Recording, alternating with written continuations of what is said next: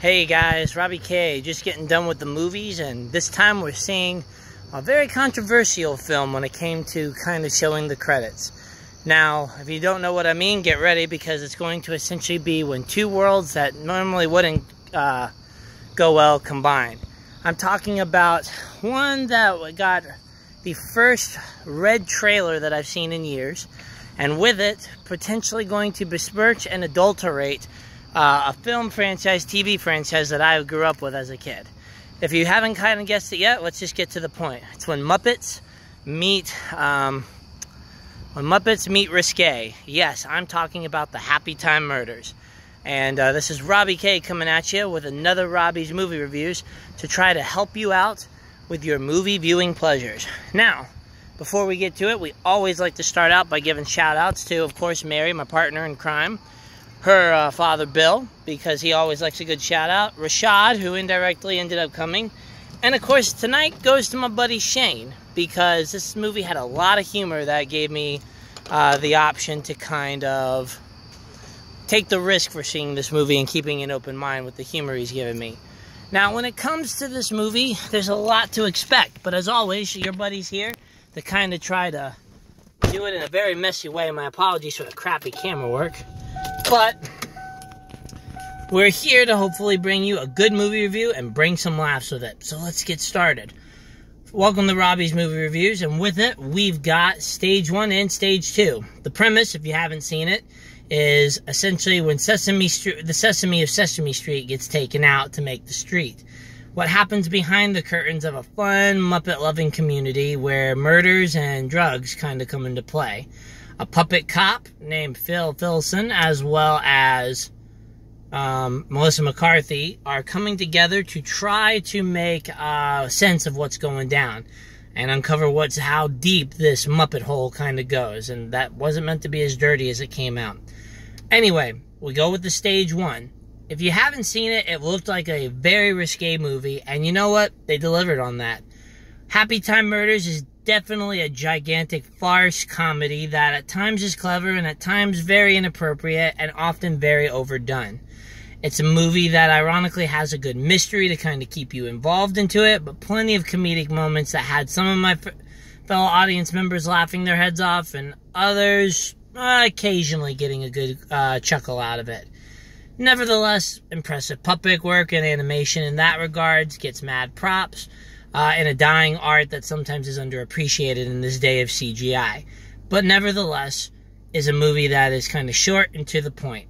Is it worth a trip to the theater? Just depends on how risque and raunchy a movie you've been looking for this summer, because that's kind of where this one fills its role.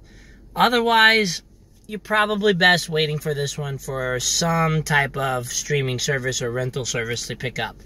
And that's just trying to be the truth. But nevertheless, you're looking for a kind of a different style comedy, you've got your mark. Now, in terms of it, let's kind of give what the ratings are. If in its genre of maybe crime, mystery, and comedy, maybe a little drama, it probably gets about a 6, maybe a 6.5. In terms of movie overall, 5.5 is probably what you're looking at. That's about what I got with it. Moving on, for those who like to prefer the detailed ones, welcome to Stage 2. Otherwise, head on out at probably about the 4-minute mark. Now, when it comes to my in-depth review, we always like to start with the likes. And with it, we start with, again, the lost art of puppetry. Jim Henson's studio knows how to bring puppetry to life and craft a story. And yeah, it's not the biggest display of what he's capable of, or as magnificent as what we saw in bigger budget productions. But nevertheless, it is still a fun practice, and they did a fantastic job with their characters kind of being brought to life. The main character, Phil, in particular, is a fine display of puppetry, not only in terms of the goofy design with the humanistic qualities, but also in the fact of just all the dynamic movements they had him do. They did very well with their puppet creation. So that's the biggest like and the one I totally give props to. The second is the soundtrack, because the soundtrack component can always be fun and add a little personality to the movie. And surprisingly, Hapoytime Murder picked a good chunk of things and timed it well. So bravo to the sound editing music editor for doing their job and really kind of just knocking that through the park. Now, In regards to the other thing, I gotta say there's a mystery component that's actually fairly good as well. That's probably the one I followed the most and was the most engaging component. Predictable as it might be, you figured out some things, and there was a good mystery to try to figure out what in the world was going on.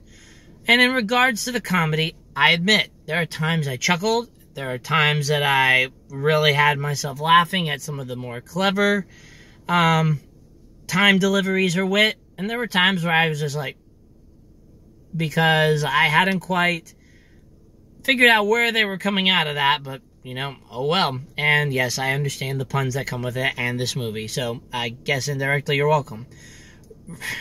Regardless, those kind of jokes aside, the movie is essentially there as it is, and it was something I expected, so bravo to that, and especially the low runtime.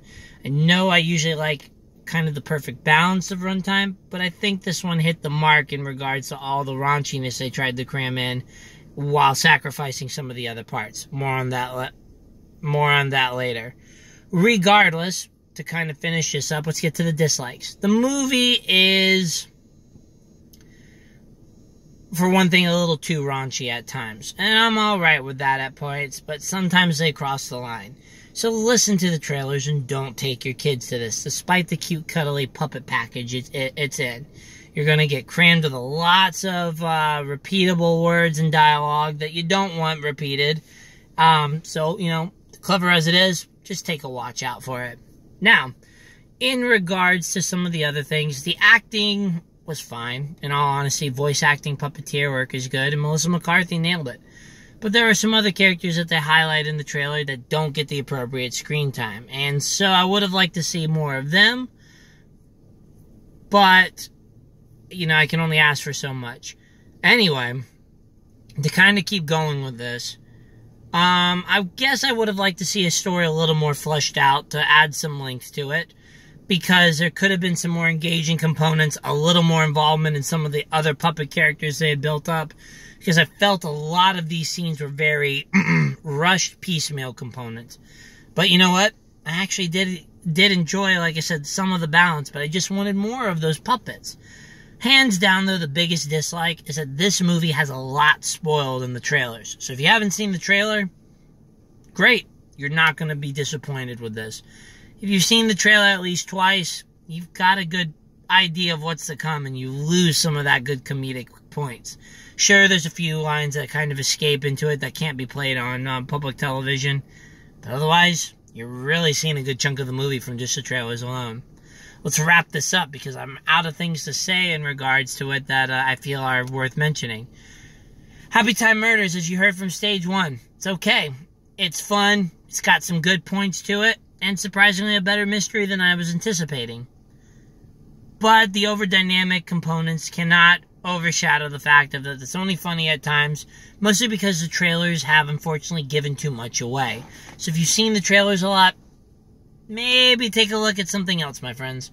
Otherwise, you might want to hold off on this one like we talked about. Again, 6.5, 6 in terms of its genre, 5.5, 5 movie overall.